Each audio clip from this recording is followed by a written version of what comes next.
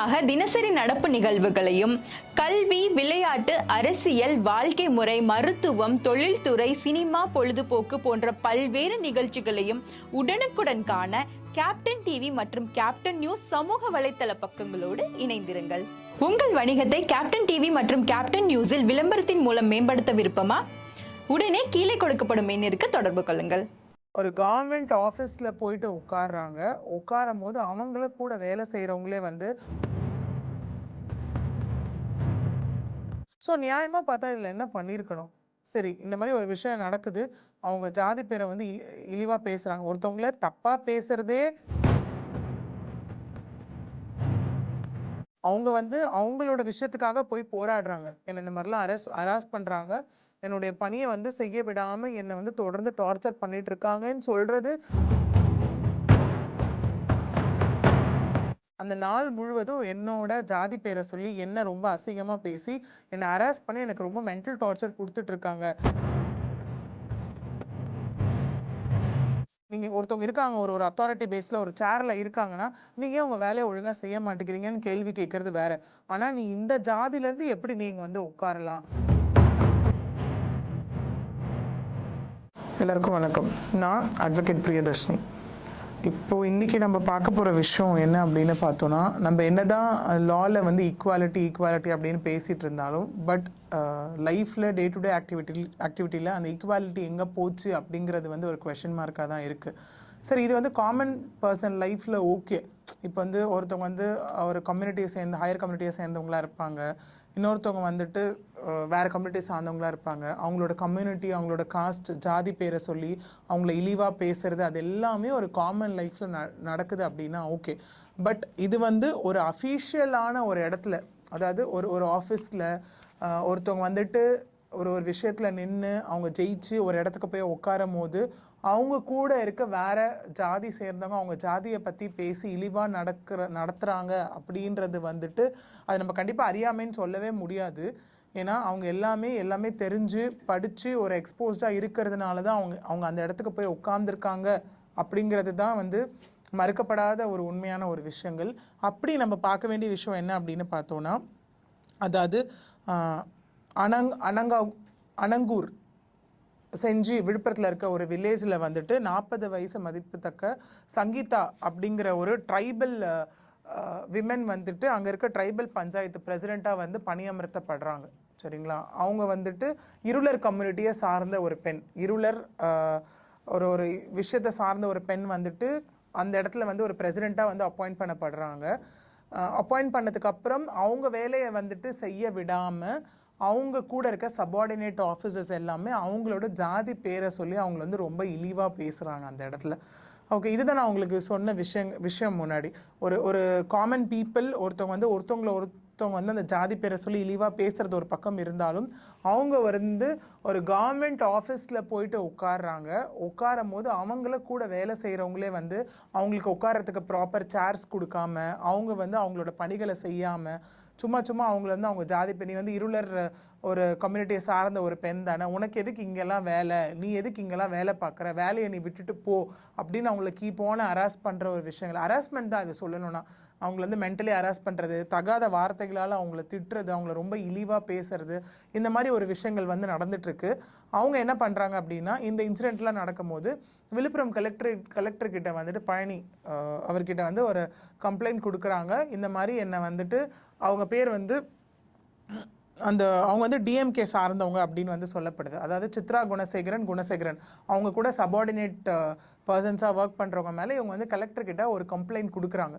இந்த மாதிரி இந்த 2 பர்சன்ஸும் என்னை என்னோட ஜாதி பேரை சொல்லி என்னை ரொம்ப இழிவாக பேசுறது மட்டும் இல்லாமல் தொடர்ந்து எனக்கு ஹராஸ்மெண்ட் கொடுத்துட்ருக்காங்க. என்னோட பணியை தொடர விடாமல் எனக்கு அமர இருக்கை கூட கொடுக்காம என்னை இந்த மாதிரி டார்ச்சர் பண்ணிகிட்ருக்காங்க அப்படின்னு சொல்லிட்டு இவங்க போய் கம்ப்ளைண்ட் கொடுக்குறாங்க. கம்ப்ளைண்ட் கொடுக்கும்போது அவர் என்ன பண்ணுறாரு, சரி இந்த கம்ப்ளைண்ட் நான் ஆக்ஷன் எடுக்கிறேன் அப்படின்னு சொல்லி அவர் அதோடு முடிச்சுடுறாரு.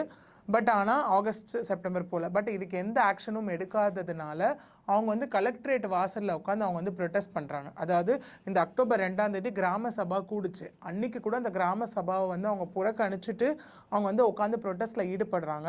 ஸோ நியாயமாக பார்த்தா இதில் என்ன பண்ணியிருக்கணும்? சரி, இந்த மாதிரி ஒரு விஷயம் நடக்குது. அவங்க ஜாதி பேரை வந்து இழிவாக பேசுகிறாங்க. ஒருத்தவங்கள தப்பாக பேசுகிறதே லாவில் வந்து க்ரைம் தான். அதுவும் அவங்க ஜாதி பேரை சொல்லி ரொம்ப இழிவாக பேசுகிறது அகெயின் அது ஒரு பெரிய குற்றம் தான். அது என்ன பண்ணியிருக்கணும்னா அந்த குணசேகரன் அப்படிங்கிறவங்க மேலேயும் சித்ரா குணசேகரன் அப்படிங்கிறவங்க மேலேயும் வந்து கண்டிப்பாக இதில் ஏதாவது ஆக்ஷன் எடுக்கப்பட்டிருக்கணும். ஆனால் அதெல்லாம் எதுவுமே செய்யாமல் சங்கீதா இந்த இருளர் விமென், அதாவது பிரசிடெண்ட்டாக அப்பாயிண்ட் பண்ணப்பட்டவங்க, பஞ்சாயத்து பிரசிடெண்ட்டாக ட்ரைபல் பஞ்சாயத்து பிரசிடெண்ட்டாக அப்பாயிண்ட் பண்ணப்பட்டவங்க மேலே வந்து 3 செக்ஷன்ஸ் மேலே வழக்கு பதிவு செய்கிறாங்க. அதாவது பிஎன்எஸ் நியூ ஆக்ட் படி, கிரிமினல் ஆக்ட் படி வந்து 3 செக்ஷனில் வந்து அவங்க மேலே வழக்கு பதியப்படுது. அது என்னென்னு பார்த்தீங்கன்னா 3 செக்ஷன்ஸ் என்னென்னா 126 clause 2, 292 and 223 இந்த 3 செக்ஷன் மேலே வந்து கம்ப்ளைண்ட் ஃபைல் ஆகுது. அந்த செக்ஷன்ஸ் என்னென்னலாம் குறிக்குது சொல்லுது அப்படின்னா பப்ளிக் நியூசன்ஸ்.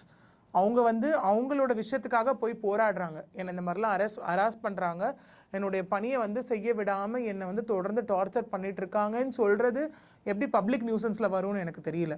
ஏன்னா பப்ளிக் நியூசன்ஸ் கான்செப்ட் என்னென்னு பார்த்தீங்கன்னா ஒரு காமன் பப்ளிக் இருக்குது, ஒரு ரோடு இருக்கோ இல்லை ஏதாவது ஒரு விஷயங்கள் இருக்கும் போது பப்ளிக்கை அந்த இடத்துலேருந்து இன்னொரு இடத்துக்கு மூவ் பண்ண விடாமல் அந்த பப்ளிக் எல்லாருக்கும் இடையூறு விளைவிக்கிற விஷயத்தில் ஏதாவது ஒன்று பண்ணால் மட்டும்தான் அது பப்ளிக் நியூசன்ஸில் வரும்.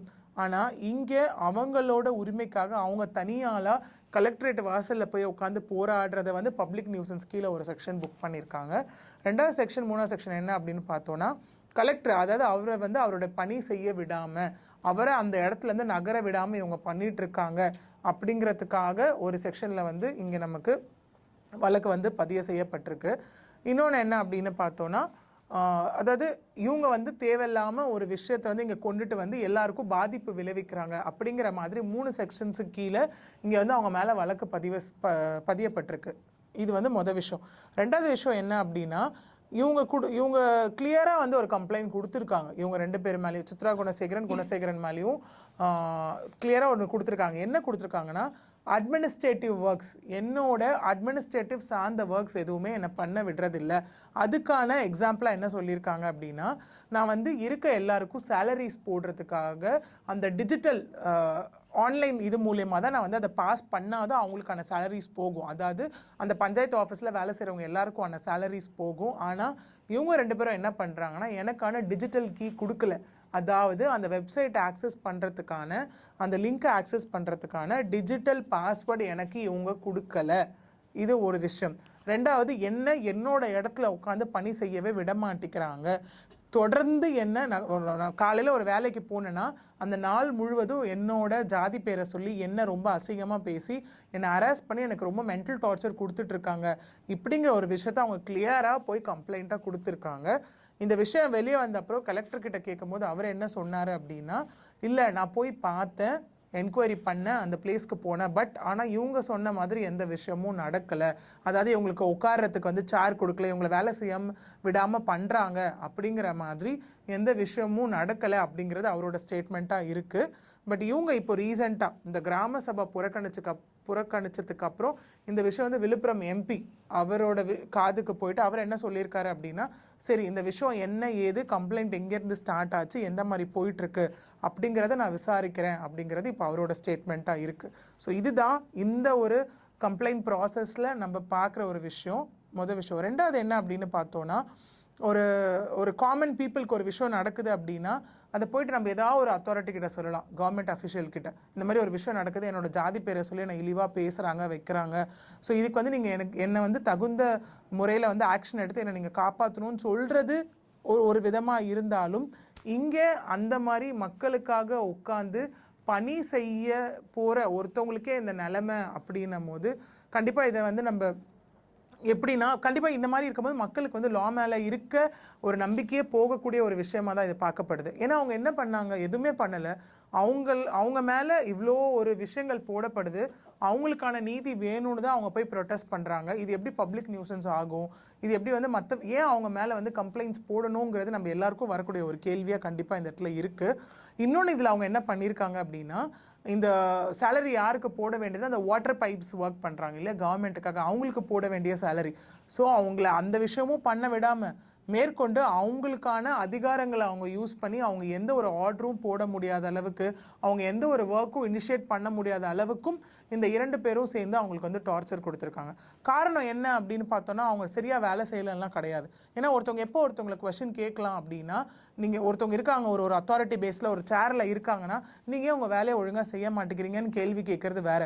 ஆனால் நீ இந்த ஜாதியிலேருந்து எப்படி நீங்கள் வந்து உட்காரலாம், ஒரு இருளர் சமூகத்தை சேர்ந்த ஒரு பெண் எப்படி ஒரு கவர்மெண்ட் அத்தாரிட்டியில் வந்து உட்காரலாம், அதுவும் எங்களுக்கு சரிசமமாக நீ எப்படி வந்து உட்காரலாம் அப்படிங்கிறது தான் இங்கே இவங்களோட கேள்வியாகவும் இவங்க டார்ச்சராகவும் இந்த இடத்துல இருந்துகிட்ருக்கு. மேபி இவங்க எதிர்பார்த்துருப்பாங்களா என்னவோ தெரியல, இந்த மாதிரி டார்ச்சர் கொடுத்தா இந்த வேலையை விட்டே இவங்க போயிடுவாங்க அப்படின்னு எதிர்பார்த்துருப்பாங்களான்னு தெரியல. ஆனால் அவங்க வந்து ரொம்ப ஸ்ட்ராங்காக அவங்களோட உரிமையை வந்து நம்ம கரெக்டாக நம்ம வந்து அந்த இடத்துல நிலைக்க வைக்கணும் அப்படிங்கிறதுக்காக அவங்க வந்து இந்த ப்ரொட்டஸ்ட்டில் இறங்கியிருக்காங்க. ப்ரொட்டஸ்ட்டும் என்ன சொல்லியிருக்காங்கன்னா, இவங்க பெர்மிஷன் வாங்காமல் ப்ரொட்டஸ்ட் பண்ணாங்க அப்படின்னு சொல்லியிருக்காங்க. இவங்க ஒன்றும் கும்பலை சேர்த்தோ நிறைய க்ரௌடை சேர்த்தோ யாருக்கும் வந்துட்டு டிஸ்டர்பன்ஸ் வர வகையில் அந்த எந்த ப்ரொட்டஸ்ட்டும் அவங்க பண்ணலை. போய் ப்ராப்பராக கலெக்டர்கிட்ட ஒரு கம்ப்ளைண்ட் கொடுத்துருக்காங்க. அந்த கம்ப்ளைண்ட்டுக்கு வந்து கலெக்டர் ஆக்ஷன் எடுக்கலை அப்படிங்கிற பட்சத்தில் வந்துட்டு இவங்க வெளியே ஒரு சிங்கிள் பர்சனாக உட்காந்து தான் அந்த இடத்துல போராடி இருக்காங்க. ஸோ அதுவுமே இந்த செக்ஷன் கீழே கொண்டு வந்ததுன்றது ஒரு அநீதி அப்படின்னு கூட நம்ம சொல்லலாம். ஸோ நம்ம இதில் வந்துட்டு அந்த எம்பிக்கு காதுக்கு இப்போ போயிருக்கு. அவர் என்ன மாதிரி அதுக்கப்புறம் இதை இன்ஸ்பெக்ஷன் பண்ண போகிறாரு, எந்த மாதிரி விஷயங்கள் அவர் தரப்புலேருந்து வரப்போகுது, ப்ளஸ் இவங்க மேலே போடப்பட்ட கம்ப்ளைண்ட் அது வந்து திரும்ப நமக்கு கேஸாக ரெஜிஸ்டர் ஆக போதா, இல்லை இந்த இன்ஸ்பெக்ஷன் பண்ணி ப்ராப்பர் ரிப்போர்ட்ஸ் கொடுத்தப்பறம் அந்த கம்ப்ளைண்ட் வந்துட்டு லைக் விட்ரா பண்ணப்பட போதா அப்படிங்கிறது எல்லாமே நம்ம ஃப்யூச்சர் அப்டேட்ஸில் தான் வந்து நம்ம பார்க்க வேண்டிய ஒரு சூழ்நிலையாக இருக்குது. நன்றி.